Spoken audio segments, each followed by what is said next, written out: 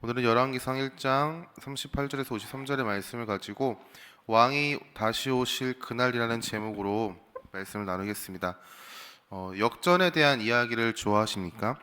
우리가 예배 때 자주 부르는 이제 역전들이라는 찬양이 있습니다.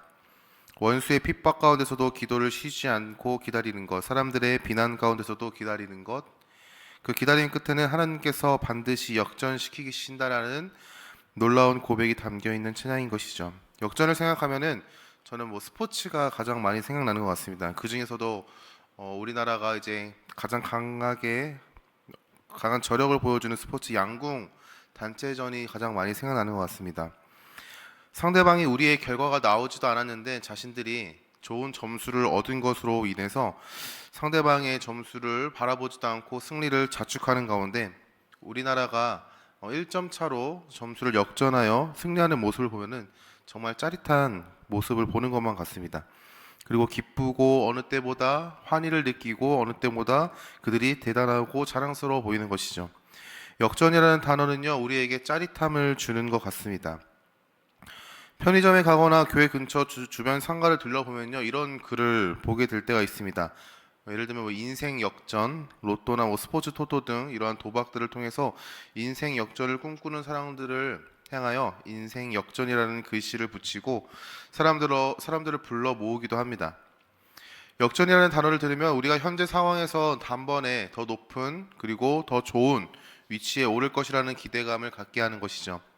그러나 그 역전은 단어로는 쉬워 보이지만 실천하는 것은 너무나도 어렵다라는 사실을 우리는 잘 압니다. 오늘 말씀은 역전이라는 단어가 정말 잘 어울리는 상황을 기록한 말씀입니다. 솔로몬 이스라엘 왕으로서 가장 지혜가 많은 왕이라고 불리는 그 솔로몬이 드디어 이스라엘의 왕으로 등극하는 장면을 기록한 말씀인 것이죠. 오늘 솔로몬이 왕위에 등극한 사건이 역전의 짜릿함이라는 것을 알기 위해서는요, 다윗의 자손들을 보면은 조금 이해하기 쉽습니다. 다윗에게는요, 아내도 많았지만 아들도 많았습니다. 헤브론이라는 지역, 아직 이스라엘의 왕이 되기 전, 다윗이 이스라엘의 왕이 되기 전 헤브론을 다스리던 다윗에게는요, 벌써 6명의 아들이 있었습니다. 그리고 예루살렘에서 낳은 아들까지 합하면요, 솔로몬은 왕위를 계승하기에는 힘든 순위에 있는 사람이었죠. 그러나 솔로몬을 향하여 하나님께서는요, 그를 사랑하셨다라고 사무엘상 12장의 말씀에 그를 사랑하셨다라는 말씀을 기록하고 있습니다. 솔로몬은 하나님의 사랑을 받으며 살았던 존재인 것이죠. 솔로몬은 수리로만 보면은 가능성이 가장 희박한 왕이 될 수 있을까라는 생각이 드는데, 그러한 가운데서 다윗의 넷째 아들인 아도니아가 열왕기상 1장 말씀에 스스로 자신을 높였다라고 성경은 고백하고 있습니다. 열왕기상 1장 5절에서 6절 말씀입니다. 그때 학기스의 아들 아도니아가 스스로 높여서 이르기를 내가 왕이 되리라 하고 자기를 위하여 병거와 기병과 호위병 50명을 준비하니 그는 압살롬 다음에 태어난 자여 용모가 심히 준수한 자라. 그의 아버지가 네가 어찌하여 그리하였느냐고 하는 말로 한 번도 그를 섭섭하게 한 일이 없었더라. 아도니아는 스스로 왕의 자리에 올라가지 않더라도 당연하게 왕이 될 수 있는 가장 유력한 후보였습니다. 순서로 보면 그런 것이죠. 첫째 아들인 암논은요, 이복 여동생인 다말을 성폭행한 사건 때문에 다말의 오빠인 그리고 다윗의 셋째 아들인 압살롬에게 죽임을 당하게 됩니다. 둘째 다니엘은 성경에서는 특별한 기록을 하고 있지 않아요. 그 다음에 셋째인 압살롬은요, 암몬을 죽인 것으로 피난하게 되었고요. 그리고 돌아와서 다윗의 왕위를 위협하고 반역하고 차지하는 그러한 일들을 벌이게 됩니다. 그러나 결국에는 죽임을 당하였던 것이죠. 그렇기 때문에 넷째인 아도니아는 자연스럽게 왕이 될 수밖에 없는 그러한 순위에 있었던 사람이었습니다. 그러하기에 굳이 스스로 자신을 높여 왕이라라고 말할 이유가 없었고요. 그리고 더 이상 그렇게 할 이유도 없었는데 그는 오늘 말씀에 1절의 말씀, 5절에서 6절의 말씀에 아버지에게서 왕위를 이어받은 것도 아닌데 아버지가 나이가 많아 늙고 침상에 누워있는 그러한 모습을 보면서 스스로 자신을 높여 왕이다라고 왕이 되리라 하고 이야기했음을 우리가 알 수 있습니다. 이러한 상황 가운데 나단 선지자와 솔로몬의 어머니 바세바는요, 이 사실을 다윗에게 가서 보고를 하는 거예요. 학기세 아들 아도니아가 왕이 되었음을 듣지 못하였나이까?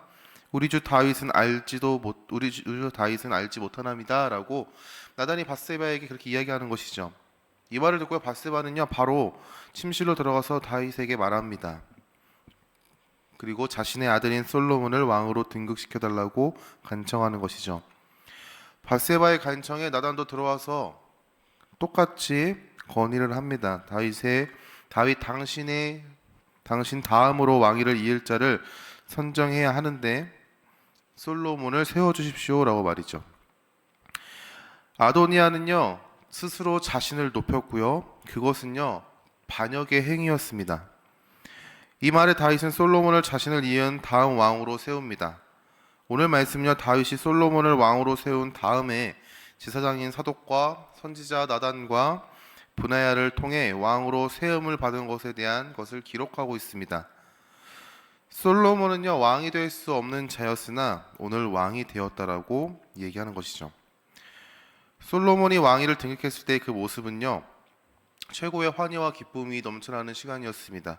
그 모습을 보고요 아도니아는요 어디서 저런 요란한 소리가 나는가에 대해서도 궁금할 만큼이나 그 시간만큼은 기쁘고 백성들에게 기쁨이 되는 시간이었으며 아도니아에게는요 그 사실이 두려움이 되는 시간이기도 했었던 것이죠. 아도니아의 모습을 보면요 우리가 세상 사람들의 모습을 보게 되는 것 같습니다. 스스로가 왕이 되어 세상의 높고 높은 곳에 앉고 싶어하는 그러한 모습들을 보면은 아도니아와 다를 바가 없어 보이는 것이죠. 이러한 높은 지위와 명예가 필요 없음을 이야기하는 것이 아닙니다.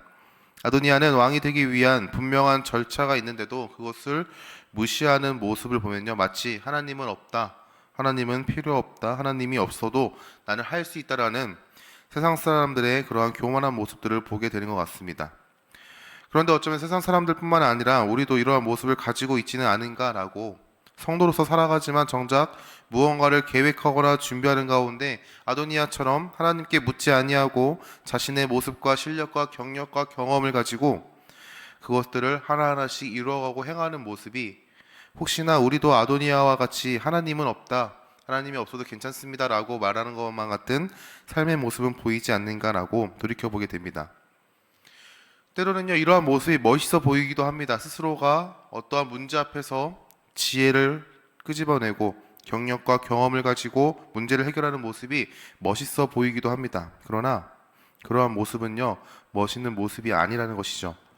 우리가 오해하고 있는 것이 있는데 우리는요 혼자서 문제나 상황을 해결해 나가는 존재가 아니라 하나님과 동행하는 성도라는 사실, 하나님과 동행함으로 그 문제를 해결하고 이겨나가는 존재라는 것을요 기억해야 합니다.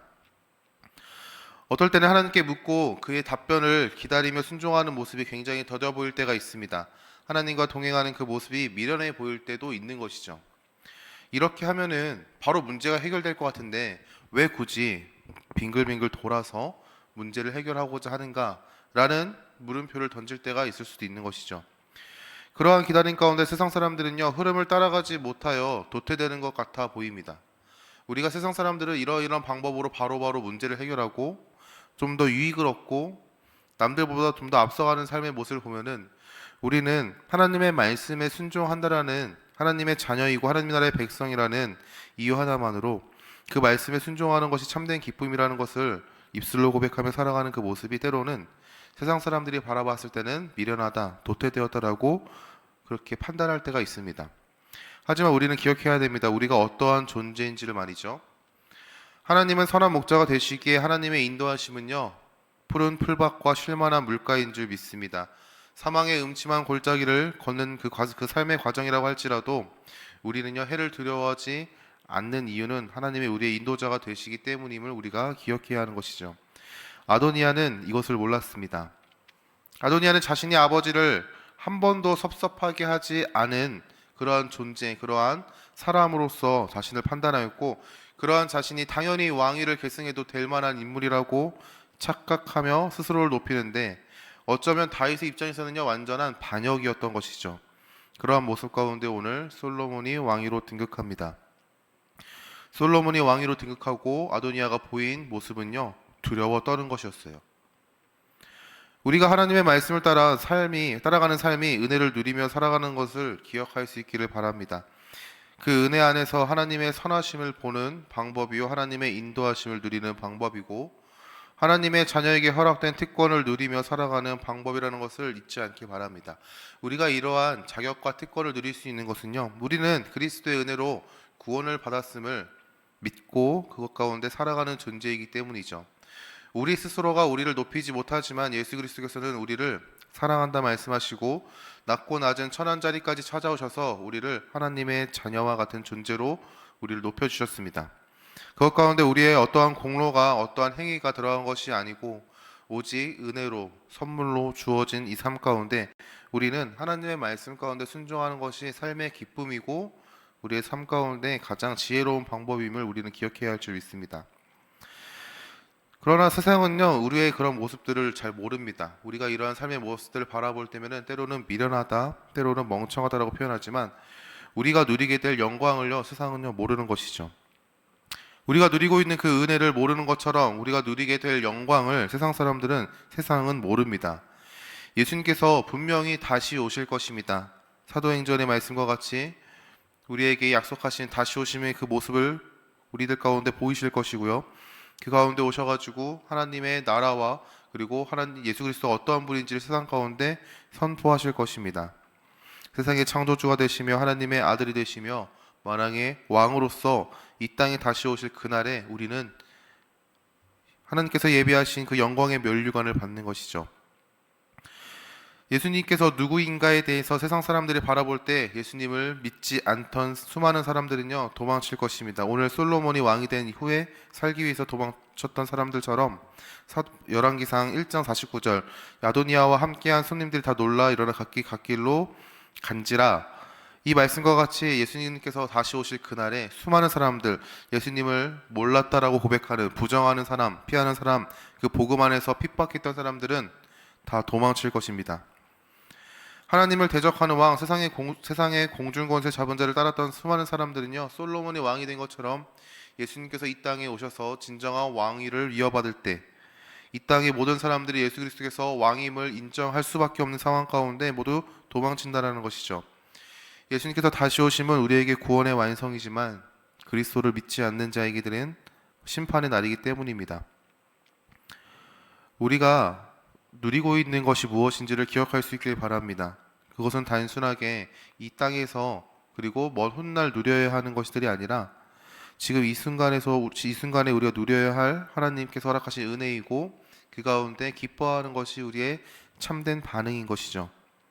그것을 꿈꾸고 소망할 수 있는 이유는 우리의 소망이 이 땅에 있는 것이 아니라 다시 오실 예수 그리스도께서 우리에게 이루실 것들을 기다리고 믿기 때문에 우리는 그것들을 향하여 기뻐함으로 소망할 수 있는 줄 믿습니다. 사랑하는 성도 여러분, 성도는 그 은혜 안에서 예수님의 다시 오심을 소망하는 자입니다. 세상은 예수님께서 다시 오시지 않는다라고 얘기합니다. 하지만 성경은 분명하게 선포하는 것이죠. 예수님께서 다시 오신다라는 것을. 예수님께서 다시 오심으로 세상은 예수님이 누구인지를 선명하게 바라볼 것입니다. 부분적으로 선포되어졌던 복음의 메시지가 모든 이들에게 부정할 수 없을 만큼이나 확실하게 증거될 것입니다. 세상의 창조주요 하나님의 아들이며 심판자임을 모든 이들이 알게 되는 것이죠. 지금 우리는 그 은혜 안에서 기다리는 삶을 살고 있습니다. 기다리는 삶의 모습은 세상이 미련하다고 손가락질하는 모습일지라도 우리는 그 은혜 안에서 세상이 줄 수 없는 기쁨을 누리며 그리고 감사하며 살아가는 것입니다. 예수님께서 다시 오실 그때에는요, 모든 것들이 역전될 것입니다. 완전한 승리를 맛볼 것이며 이 땅에서 누리는 하나님의 나라를 더욱 선명하게 그리고 풍성하게 누릴 것입니다. 그 풍성하게 누리는 삶은 기쁨이 넘치고 감사가 넘치며 우리의 입술 가운데 찬양이 넘치는 삶인 것이죠. 이번 한 주를 살아가는 데 있어가지고 은혜 안에서 기뻐함으로 살아갈 수 있는 우리 모두가 되기를 간절히 소망합니다. 또한 허락하신 은혜 안에서 세상의 것을 소망하며 살아가는 것이 아니라 다시 오실 왕 예수 그리스도께서 허락하시는 기쁨을 소망하며 하나님 나라를 누리며 살아가는 우리 모두가 될 수 있기를 예수 그리스도의 이름으로 축원합니다.